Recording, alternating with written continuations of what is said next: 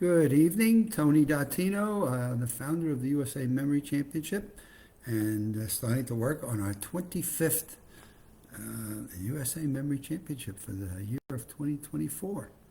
But what I wanted to talk about today was just a bit of,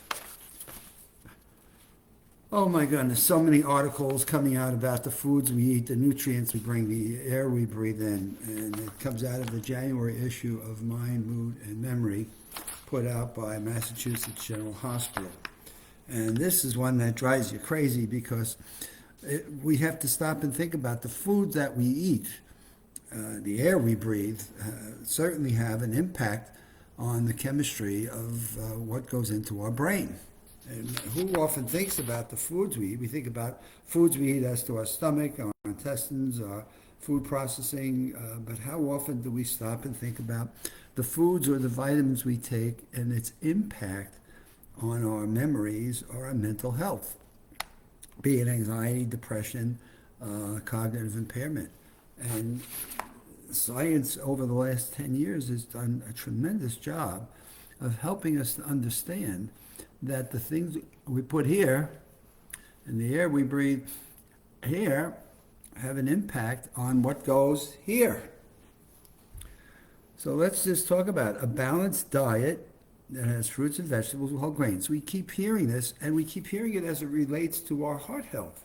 But more and more research is showing that which is good for the heart is also good for the brain and or the mental fitness. So you know a balanced diet rich in fruits, vegetables, and whole grains and lean proteins is optimal for brain health. It's also optimal for heart health.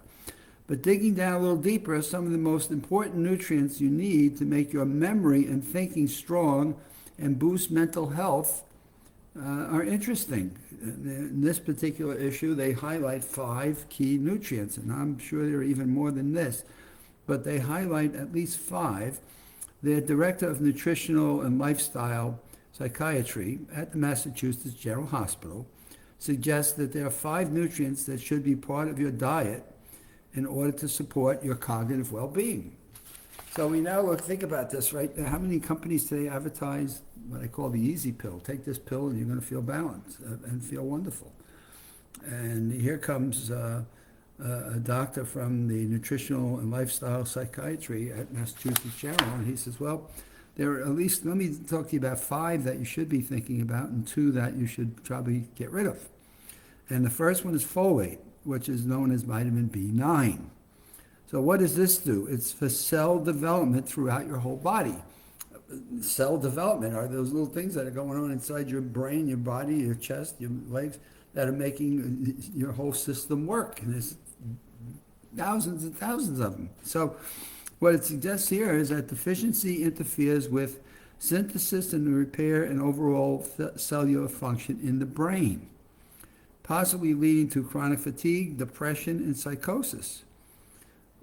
And what can you do? Well, eat leafy green vegetables, legumes, asparagus.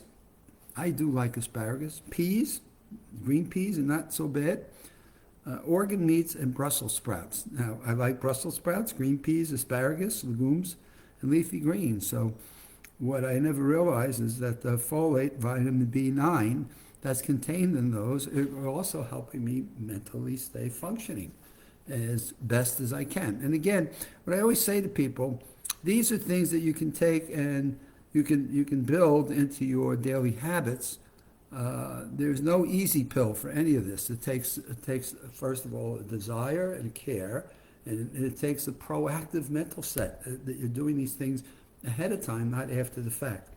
The second one he talks about is omega-3 fatty acids.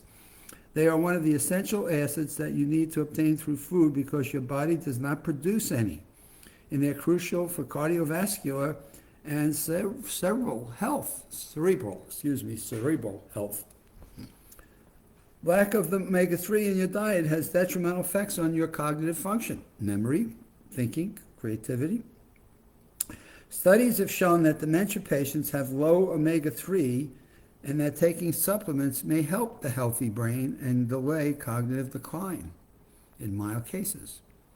So what do? We find it in flax seeds, algae, sardines. Again, I'm pretty good shape here. Wild sockeye salmon, herring, oysters, walnuts, soybeans, avocados, and extra virgin olive oil.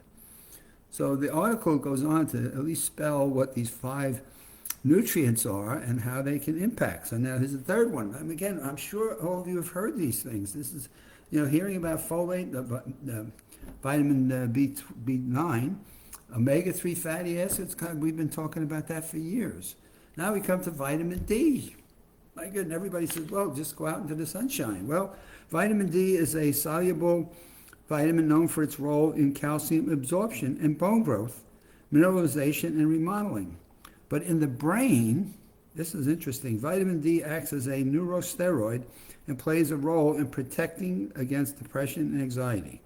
Studies demonstrate that vitamin D decreases inflammation and toxic destruction of cells, which is essential for the hippocampus, which is where our core of memory is, and cortical neuronal functions, which is where we begin to make sense of the world and what's going on.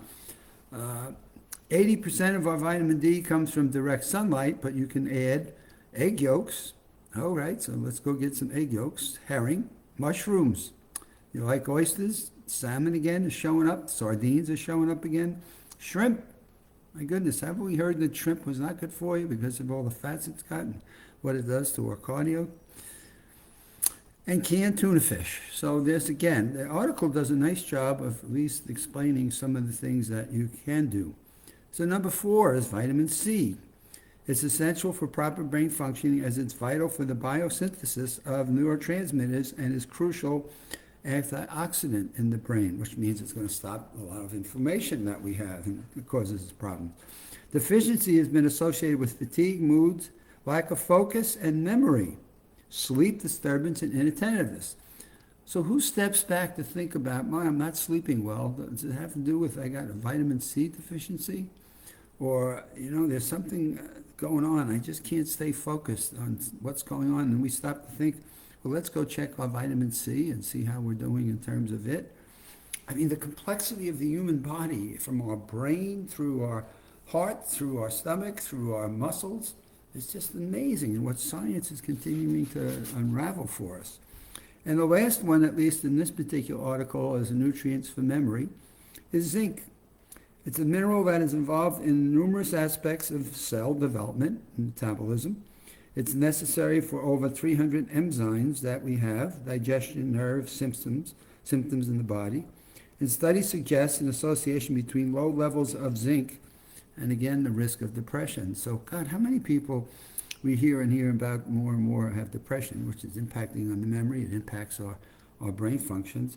And we're hearing more and more about the foods we eat might have something to do with it. And we go to all kinds of therapies and we wonder, gee, I'm not getting better. And if the therapy doesn't include the impacts of nutrients on us, my goodness, we may be just spending a lot of money and time on therapy and not getting what we need. So where do you get zinc from? Now we hear about shellfish, right? What do we hear about shellfish? It's not good for our cholesterol, so let's not have it. Beans, we keep seeing beans are really good for us. Meat, nuts, poultry, fish, whole grains, eggs, and grass milk dairy products. And so here were our 5 nutrients. Recap: folate, omega-3 fatty acids, vitamin D, vitamin C, and zinc. Now, what do we not want to be doing? Well, I'm sure you've read up on this one. It's coming out all over, is added sugars. Research shows that long-term overconsumption of sugar in our youth may potentiate neurocognitive deficiencies well into adulthood, while diets rich in simple sugars during development are associated with inflammation, memory impairments, and less plasticity of the hippocampus. The hippocampus is the one that helps control our memories. We got hidden sources. Boy, we have snack foods, soups. This is, boy, you start looking at sugars and soups, strong store-bought salad dressing, ketchup, pasta sauces. Okay, you start looking at what has added sugars to it. You got soda, ice cream. Ice cream is one of my weak spots. What do we do with that?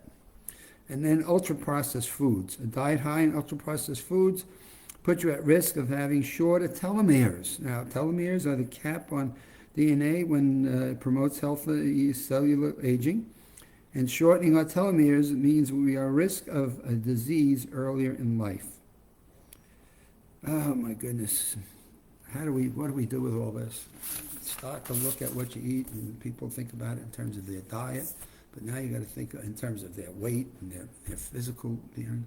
And now we're learning more and more about the impact of the foods we eat, the foods we should not eat, and how they impact our memory and cognitive functions. All right, halfway through the week.